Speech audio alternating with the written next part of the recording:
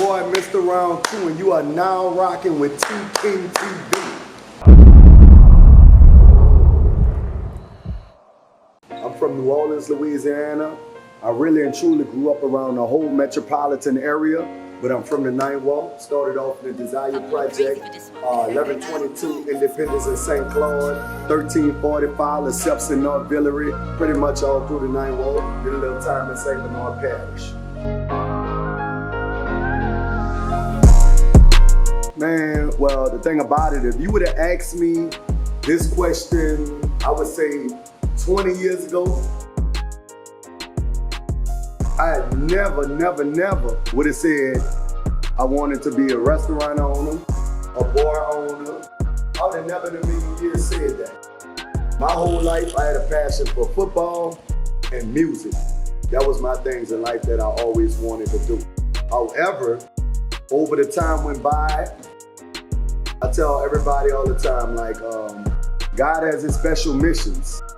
And sometimes you take different routes and paths in life, and sometimes he chose them for you. You understand? So a lot of this stuff with the restaurant and bar pretty much happened by default, if I might say. And when I say default, I mean, like I said, I've always had a passion for cooking.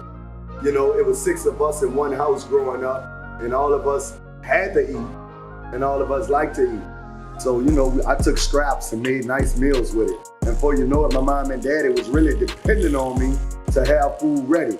So I actually took a like and a passion into cooking. However, that was never my thing to grow up and, you know, have a restaurant and cook food in a restaurant or even have a bar. People, man, people. My whole thing, even, you know, since adolescence, since a kid, you know, starting off with my sisters and brothers were my first best friends. And we was our own, I would say, entertainment. You know, we was our own entertainment. It was never a dull moment in our house, you understand? Somebody was always clowning, somebody was always putting on a show. And that's why I never really even looked for validation or confirmation from people, you know, to be noticed or seen or whatever. I'm very humble, you know, and like I said, my biggest inspiration and motivation is people and God. You know, I always, you know, like I said, started off with my sisters and brothers, them being the entertainment, or us per se, you know, being the entertainment in our household, you know, feeding off each other's energy and vibes and different, you know, all of us had different characteristics about ourselves. All of us, you know, walked in different images and different lights and stuff like that. And, you know, cohesively with us just being together, you know, it kind of created that, you know, understanding, you know, different life and personality from different aspects or whatever. So, like I said, we really inspired each other, you know, and that was my inspiration, you know. And that led on to me just wanting to please and satisfy people in certain ways to a certain extent. I like to see people happy. That's why I thrive on positive energy, people being comfortable, the surrounding being just right. Because like I said, you have to protect your energy at all costs. And I try to make it very comfortable, you know, for the people who come around me or being in my circle, you know. So like I said, that inspired me to be great, you know, and most important, like, God, you know, letting go and letting him do all the work, you know, and create the atmosphere that makes all of us comfortable. You know, I don't never want to be around people and they feel uncomfortable, I feel uncomfortable. Something is not right there. So, you know, and that's not an easy thing to do, to create a comfortable atmosphere, you know. So I'm just inspired by the things that God allowed me to do, you know, when it comes to people. My kids, man. My kids. I just try my best and my hardest to liberate my kids, create that generational wealth, you know, give them a kickstart or a head start in life, you know, and let them know that everything is possible. Because at the end of the day, you know, they emulate me and they watching everything that I'm doing. So I know that I gotta be on my P's and Q's and be on all 10 toes at all times to be a good representation, you know, for them, you know, to make sure that, you know, they're going on the right path and doing the right thing, you know. And if my daddy did it, I could do it, you know. That's how we gonna get through life. Well, I didn't walk to to be honest, I'm not gonna say I had the worst childhood, and I'm not gonna say I had the best childhood. My mama, Yolanda Montana, my daddy, Stephen Fouché, they did the best that they can do. And we had more than a lot of the kids in our neighborhood. Being from the hood, we were the kids on the block with the 6-bedroom house, you know, and my dad and mama did everything they possibly could do to make sure that, you know, we stayed afloat and stayed ahead of the game, you know, and you know, being that they had 6 kids at an early age. So my thing is, like I said, caring about people, man. We had Thanksgiving, we had Christmas, and I don't care, you know, like I said, we wasn't better than no kids in the hood, but we were a little bit more fortunate, you know, than the kids that were in the hood. So I developed this passion for not wanting to see nobody losing, or nobody down, or nobody not having anything. So I'm gonna just give you a scenario or a situation that happened, you know, growing up, and I'll never forget. I was about, I think I had to be about 11 years old. And we had some kids that stayed up the block. And these kids didn't have nothing. Thanksgiving rolled around, and I remember my dad and mama cooked this whole feast in our house. And we came outside, and dude was like, he didn't even know what Thanksgiving was, the kid. He didn't even know what Thanksgiving was. I'm like, yeah, we got so much food, we got turkey, woo, woo. I'm sneaking turkey outside for this kid, you know? And I bought the turkey outside to the kid, and he like, man, y'all got more of that? He said, could you put cheese on that turkey? I'll never forget. I'm like 11 years old. He like, can you put cheese on? I'm like, cheese on the turkey? You know, he didn't say, can you give me stuffing? Can you give me gumbo? Can you give me yams? Could you give me roast? He said, can you go put cheese on that turkey? You know, and right then and there, I'm like, man, I went and done that. I got in trouble for it and everything. You know, but right then and there, I realized, you know, my passion was just to show love and give back to people. So when you ask me the question, where I see myself, I think you said 5 or 10 years from now, it's just really trying my best to liberate as many people as possible. See, my thing is to put myself, I pray to God, my prayers are a little bit different than a lot of people. Mm-hmm. I don't pray to be rich. I don't pray to have money. I tell people all the time, I done been to the top, I done been in the bottom, I done been broke 1,000,000 times. You understand what I'm saying? I done lived in big old houses. I done lived in shacks. I even spent some time, you know, I left my nest. I left my house 14 and a half, 15 years old. So I spent time homeless under the bridge to see what that felt like. And I did that by choice because I always had somebody that was willing to open the door for me. But my thing is, like I said, it's just rich to me, that's just a materialistic term. I'm rich in my spirit. I'm not rich, I can't use that with money. Right. Because even though at times I feel like I had everything in the world, everything that, you know, I asked God for, it was like, you know, the small things still mattered more to me. So when I realized that the small things still matter more to me, I'm like, money don't mean a damn thing. You feel me? Because I still don't have everything I want. Right. Meaning that the ability and the gift that God instilled in me to care and give for others. So my plan is to liberate as many people as possible, you know, to work with the troubled youth, you know. I got a nonprofit, PKNC, Pick Kids Not Caskets. Right. A lot of people, kids I must say, don't have role models. You got a lot of the OGs, we don't even have no more of them no more. They straddling the fence. These kids get around the OGs condoning and putting up with, you know, the acts that they pulling. And then when they get around people like myself, they like, yeah, they down bad. We gotta stop straddling the fence. We gotta make a difference. You understand what I'm saying? Right. And we gotta lead by example. You understand? So that's my thing. Like I said, my life, you know, wasn't perfect. And I understand it from all, you know, from being poor.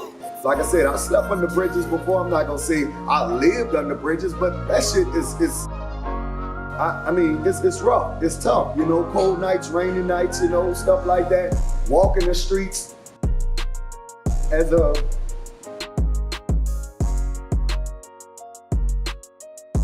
just walking the streets as a kid and taking care of my own kids as a kid. I was 15 years old when I had mine. You know, my daddy said 2 men can't stay in the same house.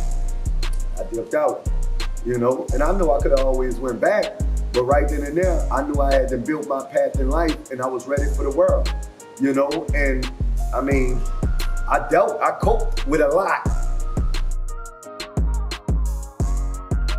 That's why my passion the way it is right now and my drive is the way it is with everything that I do in life.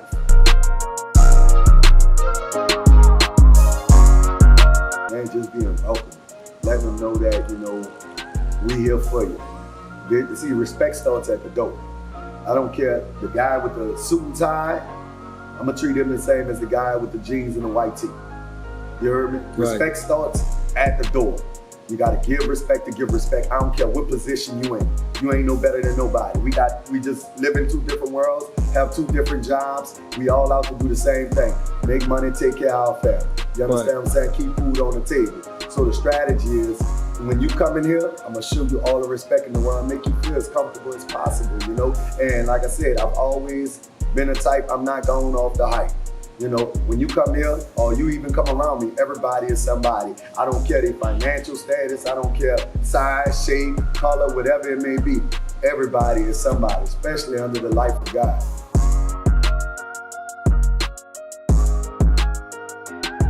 Man, it's rough.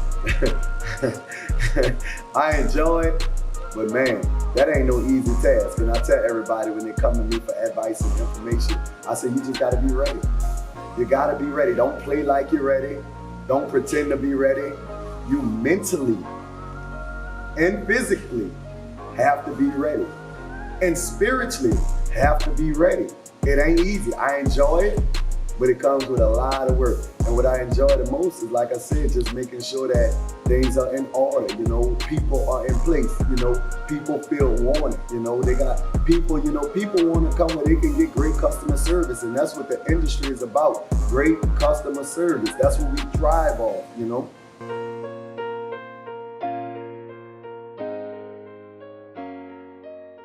Just keeping a level head, you know, not losing your composure.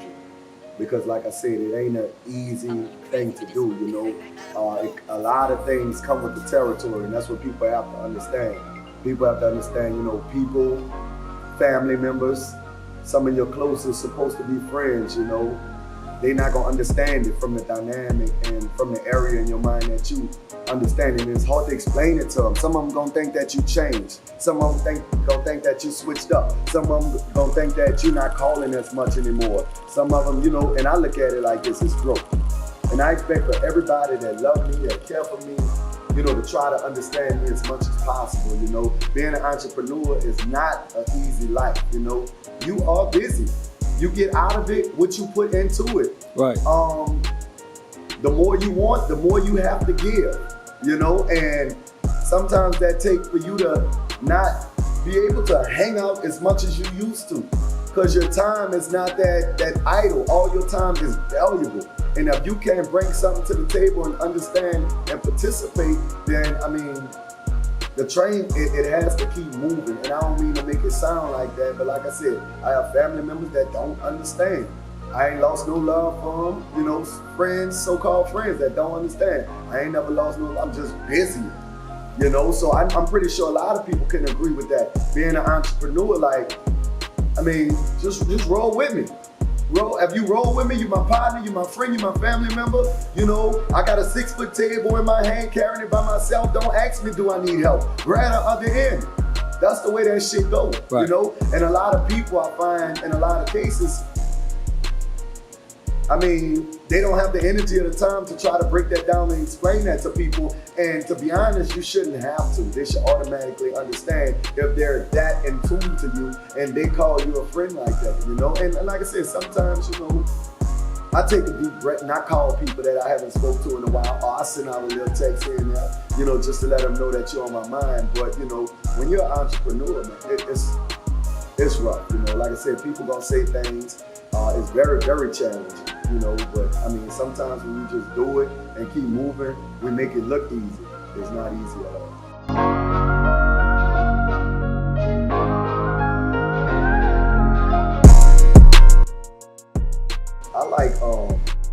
I like Derek, Man Chef.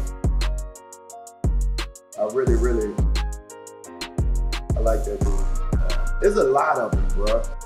That's just, you know, real life that, you know, check on me. And, you know, like, they do their thing. They're young. Their ambition, the drive, you know. That's my guy, bro. We gotta go back to the question side. I got you. He put me in a chokehold, asking me 3. I got you. Check this out. It's important because I always say, like, you know, everything that I ever done, you know, in my life, I wanted to reach maximum heights.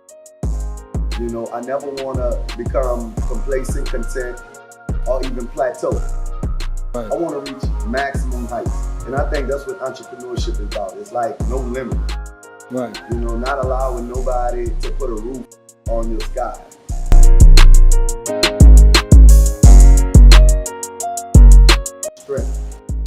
Strength. First importantly, I need to know, like, I did a hiring event. And God is everything to me. When I did things that were not so good, God always been involved.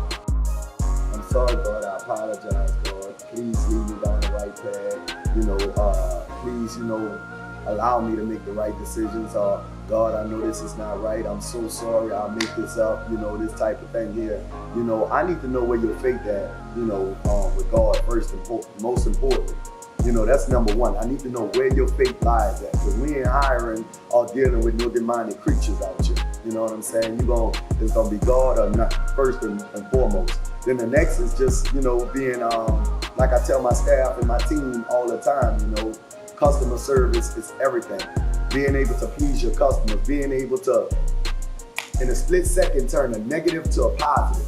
Catch it before it get out of hand, you know what I'm saying? Being able to, you know, interact with your customers, you know, being able to be efficient, you know, at your job, taking that job serious. When I put staff on board or bring team members on board, it's hard now. What I'm about to say is hard because you can never expect nobody to have the same amount of passion that you have for your business or your establishment. So that's what I think a lot of, I would say CEOs or owners or bosses or chairmen, that's what they have a lot of problem finding. People that can dedicate and obligate themselves as if it was their business.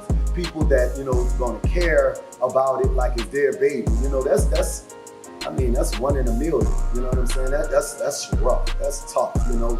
And you know, me, myself personally, I'm on the grind all day, just making sure that we have that type of staff, you know, who's gonna care about it just like I care about it.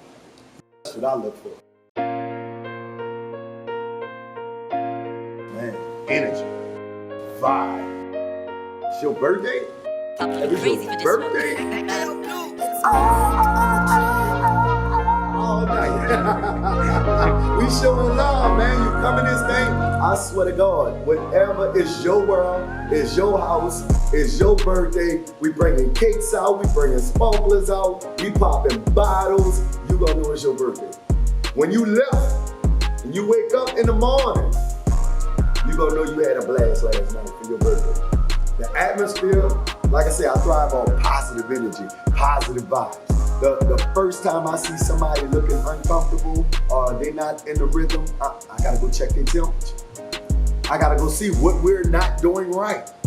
I wanna make sure that, you know, nobody is bothering them. I wanna make sure that, you know, our setting is just right. I need to go find out what's going on with that individual. So like I said, we thrive, you know, we focus. That's our main goal, is to make sure when you come in this building, you had a great time. Memorable. It's one for the books every time.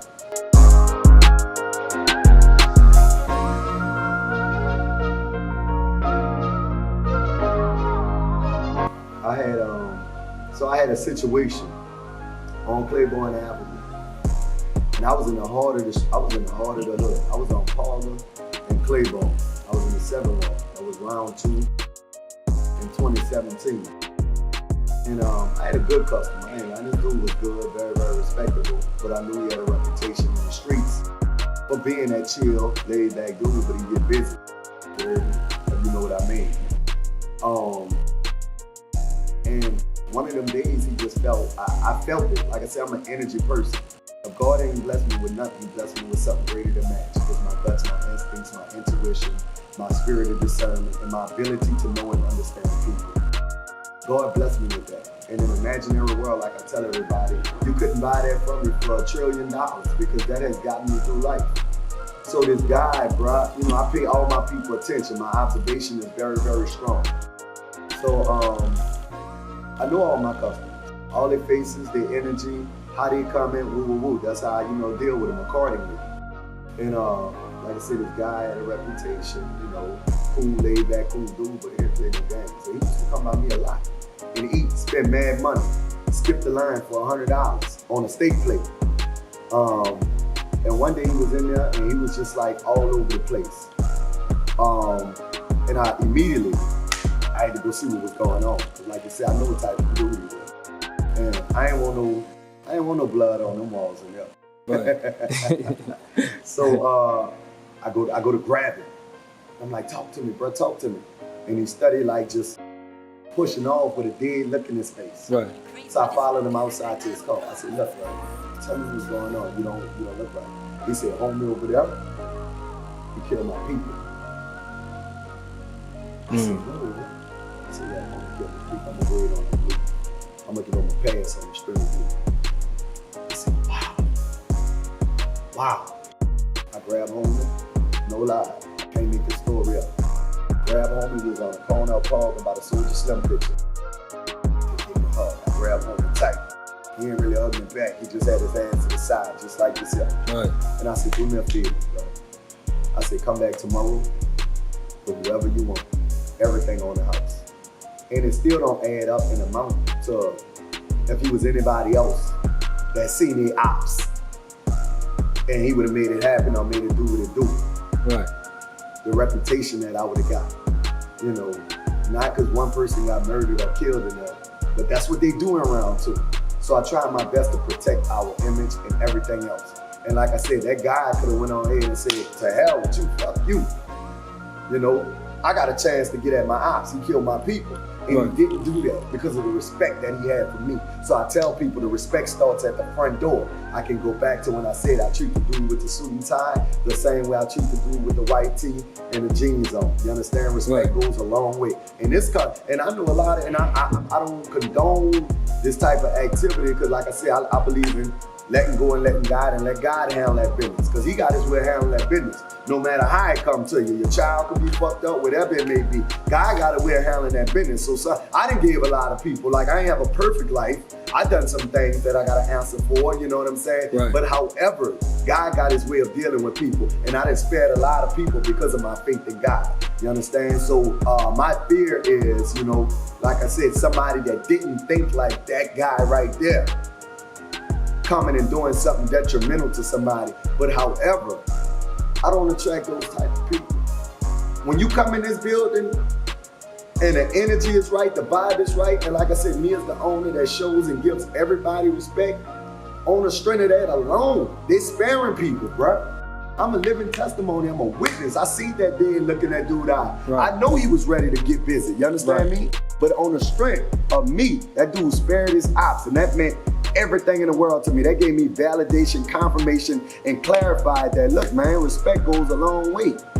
You know what I'm saying? So you ain't gonna have them problems. I have certain owners and stuff like that hit me up saying, say, bro, like, how you get, man, I got long-term, solid, dedicated, devoted customers that just, they love the way I keep the ambience. They love the way I keep the atmosphere. Like when you got great energy, fucked up energy can't mess with that at all. I promise you, it's gonna move away. You understand?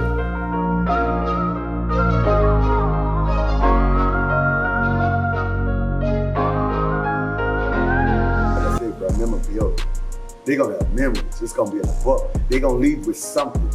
All of my customers that we have in here, we motivate them. I don't care what they're doing. They could be nurses, they could work on the garbage truck, they could be doctors, they could be lawyers, they could be, in school to be a teacher, and just a lot of different things, whatever in their life, bro, they got somebody in here that's gonna motivate them and get them together, and they don't even have to know one another. We bring great people together. A lot of people met a lot of great people even on Claiborne, you know what I'm saying? And here, we only been open a week and a half, and we starting that already, you know what I'm saying? Right. Introducing people to people. And it's great people, and when you bring great people together, you get masterminds. And like I said, you're gonna always get something out of being here, more than just a drink, more than just food. You're gonna get something else. You're gonna walk out here and you're gonna be anointed and blessed.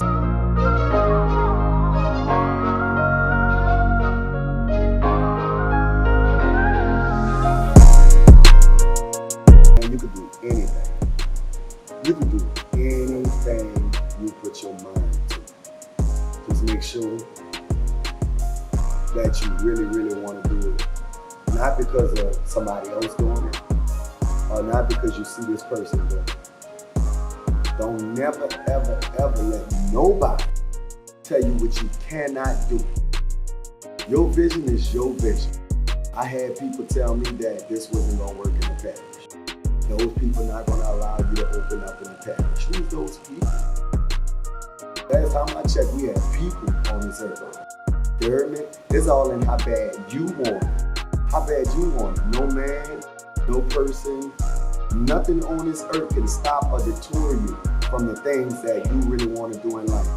It's all in how bad you want it. And most importantly, bro, and I ain't trying to just preach or just say this, but God has been my strongest force in my life. Let me tell you something.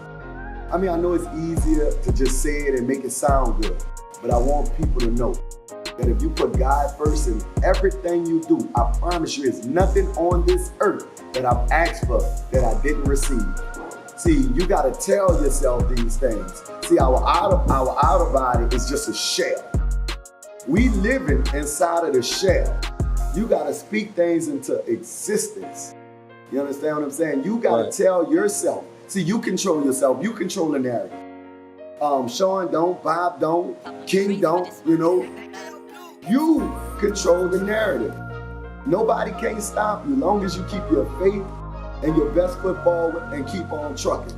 Don't ever, ever, ever let nobody discourage you or even put their fears on you. You understand? Because some people put their fears on you. They'll feel like because, they believe that they can't do it, or they can't even begin to fathom or think, about the things that you are saying that you can do. They can't begin to fathom or think that they can do it, or even never even try to put their best foot forward or make the effort to see if they can do it. Don't never let them put them type of fears on you. Don't never let them make you believe that your dreams and your aspirations are far-fetched. You hear me? Like, they're gonna say all kind of things. They're gonna say this, they're gonna say that, bro. I had some people that really touched me, close to me. You know what I'm saying? Oh man, it ain't gonna happen, it ain't gonna work. I don't care. And you gotta realize that God do things on his time, not your time. He not gonna overload you. You understand what I'm saying? He not gonna overload you. He gonna give it to you when he feel like you're ready. So long as you keep moving forward, keep putting everything that you gotta want it. You know what I'm saying? It's all in how bad you want it. Nothing comes easy. Nothing worth having gonna come easy. Nothing worth having gonna come easy. You get out of it what you put into it. If you half-stepping, you gonna get half-step. If you want your shit to be colossal, if you want your shit to be big, you gotta do big shit. You gotta put a big heart into it. You gotta blood, sweat, and tears. You gotta really go out and you gotta get it. And like I said, it determines on how bad you want it. Like, whatever you wanna be, I promise you, you could do it. The way I look, my physical appearance is just a shell. I gotta give myself, I gotta tell myself, I gotta feed myself this. You know what I'm saying? I gotta keep on, man, you gonna make this happen. You wanna make 100,000 in 1 week? You gonna make this happen. You want that brand new Porsche, Panamera, whatever, you want it? I done seen people do this shit, and they ain't even rich. You understand? Like when Ida hit, I fed, man, I can't even count, but I know I fed over 3,000 people in 13 days, traveling everywhere. People like, how you was getting food? I was getting it, this shit was happening, you know what I'm saying? I really wanted to do that, you know? So like, you know, you gotta put your all into it and you gotta really want to do it. And you will not, trust me when I say this, the first thing you must do, you gotta put God first. I pray in the shower, I pray on the shitter, I pray when I'm walking, taking orders, I be constantly praying on shit, you understand? You put him first and you gotta help him. You can't just sit back and say, God, I want this, and just chill and wait for this shit to fall out the air in your lap. It don't work like that. You gotta work with him. You know how many people that man gotta cover? You know how many prayers he gotta answer? You think he gonna just do that without you putting your best foot forward? Right. Nothing worth having comes easy. You gotta work, you gotta put your all into it, you heard me? And like I said, if you just sitting around idle, ain't nothing gonna happen. Understand? You gotta put it, cause guess what? When you do it and you accomplish it, you gonna appreciate it more. Because you know what all you put into it to make it happen. And you're gonna try your best to keep it. Now, when you start losing it, it's because you slipping in areas. You fucking up, you becoming complacent, you becoming content. You satisfied with just what you got now. No, you gotta always want better. You gotta keep growing. And you're gonna outgrow a lot of people in your life. You're gonna lose a lot of people. You gotta protect your energy. You gotta make sure that you don't have the wrong people around you, because sometimes you wonder why you ain't getting ahead. You wondering why this ain't happening for you, that ain't happening with you. Well, you keep running with Tamika. You keep running with LaCora. You still running with LaShawn. You still running with Duke. You still running with Aisha. You still running with all these people that's, you know, fucking your energy up. You gotta protect your energy at all costs. You gotta have a clear mind, a clear circle, and surround yourself with a bunch of people that wanna see you win, genuinely. First and foremost, shout out to T-King. He came with it. Shout out to you, bro. You're doing your thing. Man, shout out to, really and truly, I'm gonna be honest with you. We need a little bit of everybody in this world. We need the people with the highest faith. We need the haters. We need the debaters. We need the envy. I mean, I'm not saying that that's what we want, but a lot of those things motivate people in certain ways, because we got some people that thrive off just proving people wrong.